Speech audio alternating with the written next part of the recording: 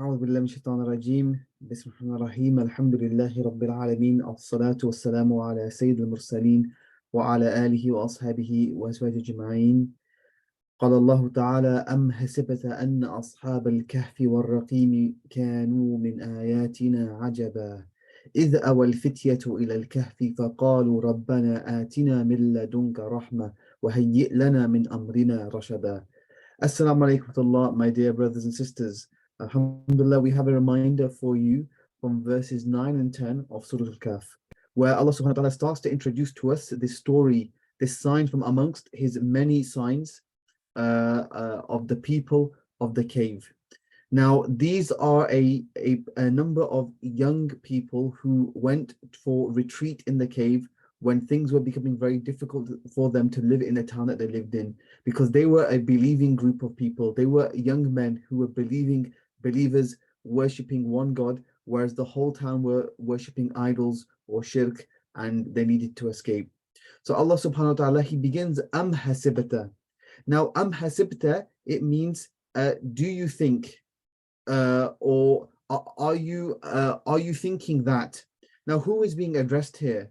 Is addressing either two people, number one, the reader, or number two, whoever is asking the Prophet ﷺ the question. And Allah is saying that, do you think the people of the cave is just one of our signs? There are so many signs. All of the signs that Allah has created is a miracle.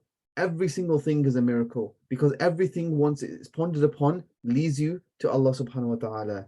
The sun, the moon, the stars, the earth, the water, everything is a sign. This is just one sign, and everything is miraculous. This is just one miracle. So Allah is saying that, do you think that this is just one of our signs? Now Allah subhanahu wa ta'ala uses the word ayat. Okay, ayatina. This is the plural, the singular is ayatun. Ayatun means anything that leads to something. So Allah subhanahu wa ta'ala is saying that every verse in the Quran is an ayah. If you read it, it leads to him. And everything that you can see, everything that you can understand is an ayah which leads to him. Everything leads to one God. Everything that we can see leads to knowledge of a creator, an uncreated creator that created the heavens and the earth. But the only thing that we don't know is how to worship him. And this is why we need revelation. And this is why we need a prophet to teach us how to worship him. But our minds and our heart is enough to just look around and reflect upon these things. And this should lead us to a creator, as long as there is no arrogance and pride stopping us from this thinking. So now there are many stories in the Quran, and people often think that maybe the story of Yusuf is the most important story. But we have to understand that the most important story are those stories which are repeated often in the Quran. So these are the stories of Ibrahim alayhi salam, of Musa alayhi salam, of Saleh, of Hud, of Shu'aib, of Nuh alayhi salam.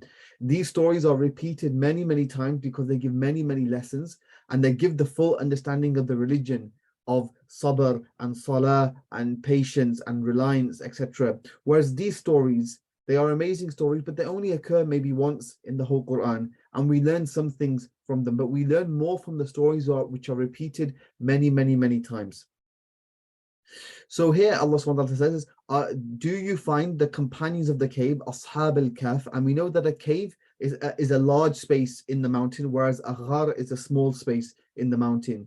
وَالرَّقِيمِ كَانُوا مِنْ آيَاتِنَا عَجَبًا. So do you think this is something wondrous amongst all of our other signs? Now, what does Rakim mean? Rakim, there's a number of opinions. The first opinion, that is the name of the valley which they lived in. The second opinion, this is the more favored opinion, that is the name of the city that these young men lived in and escaped from. The third is that the word Rakim here actually means marqum, something which is written down. So in the cave they lived in, there may have been a pillar or a wall or a tablet where their names were written down on that pillar. So that's why it's called Ar-Rakim. But more likely, the scholars say it's going to be that this is the city which they escaped from. Now, what was the context of this? How is this story, which was many, hundreds of years ago, relevant to the Prophet ﷺ? Because what Allah subhanahu wa ta'ala is telling the people of the Quraysh, that look, you are not listening to your messenger. You are not listening to the revelation. and you're asking for signs. This is just one sign. And maybe you've heard of this amazing sign where Allah subhanahu wa ta'ala kept these young people in the cave sleeping and then woke them up, many years later when everybody had thought them died. This is just one sign, but look around you. There are also so many signs. And look how Allah protected his believing people, and Allah will protect his messenger. And look how Allah gave these believing people a victory at the end. Allah will give his messenger a victory at the end. Allah's signs are everywhere. You need to use your mind. Okay, use your reasoning, and you will see that this sign, like the people of the cave, is as amazing as a sign as this revelation which has been sent to this prophet Muhammad sallallahu alaihi wasallam. These are all signs, and they're all incredible signs. And also, what parallels can we draw from this is that these were young men, and we also know that the word fata or fatan is used, a young man. Ibrahim alayhi salam was a young man. Why is this important? Because young people, when they are in the prime of their youth, all they want to do is have fun, enjoy, relax. Allah subhanahu wa ta'ala is saying that, look, these young men, but they were believing men. They were so believing men that they were willing to leave their town, everything they knew behind, all of their friends, all of their their community behind. Why? Because they wanted to protect themselves and their faith and go to somewhere in seclusion. So Allah subhanahu wa ta'ala, he's saying that this is an important point of reflection. Why? Because the believers should always use their mind properly. When you are strong, fine, give dawah. When you are weak, then protect yourself, protect your deen, increase numbers. And when the numbers are increased, that's when you can give dawah. So here Allah subhanahu wa ta'ala is teaching people that always use your mind properly, always think properly, use the resources that you have, and the resources that you don't have, that's when you ask Allah. So this is what these young men did. إِذْ أَوَى الْفِتْيَةُ, that these young men, they sought refuge in the cave. فَقَالُوا, and then they said, رَبَّنَا, our Lord, آتِنَا مِن لَدُنْكَ رَحْمَةً, our Lord, grant us your mercy and find us a good way out of our ordeal. Now this word fitya in Arabic is known as a small plural. We have big plurals and small plurals. Jamu qalla and jamu kathra. Okay, qalla means when you have a plural which is from 3 to 10, and kathra means when you have a plural from 3 to infinity. We know this is a small plural because of the pattern fitya, yani fi'la. So there are a number of patterns which are talking for a small plural. So you have fi'la, you have af'ila, you have af'ul and af'al. So fi'la means, or fitya means, this is a small group of men, anywhere between 3 to 9. Okay. Also, the word itself, fityatun, okay, fatan generally means an age range between 16 to 30. So these were young men, maybe 16, 17, 18, up until 30. So these young men, they sought refuge in the cave, and they said, our Lord. So they were relying upon Allah subhanahu wa ta'ala. They were turning to Allah, and they're saying, look, we've done what we can. We don't have strength, we don't have power, we've escaped. We know that it's not safe in the city, we've escaped.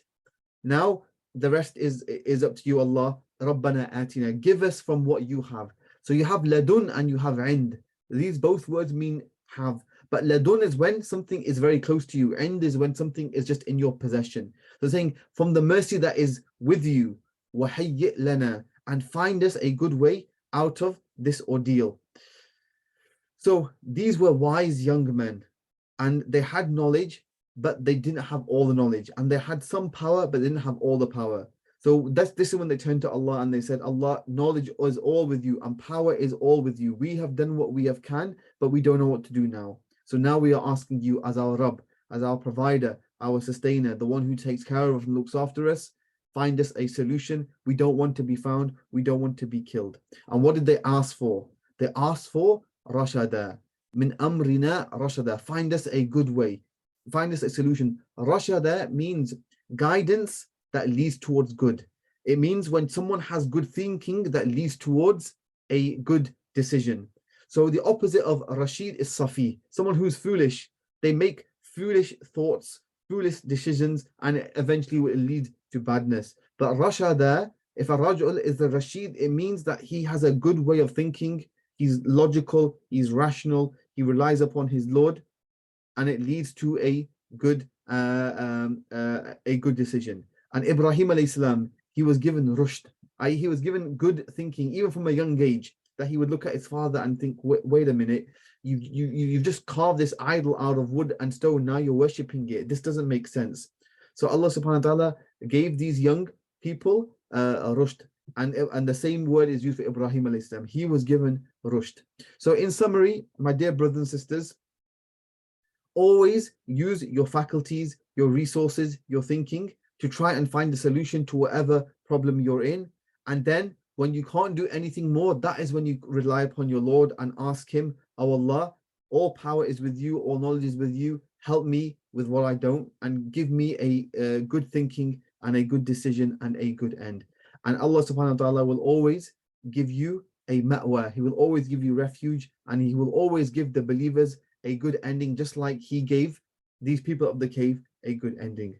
Jazakallah khair, my dear brothers and sisters, and inshallah, please remember to always support Cambridge Islamic College. Jazakallah khair. Wa akhiru da'wan alhamdulillahi rabbil alameen. Assalamu alaikum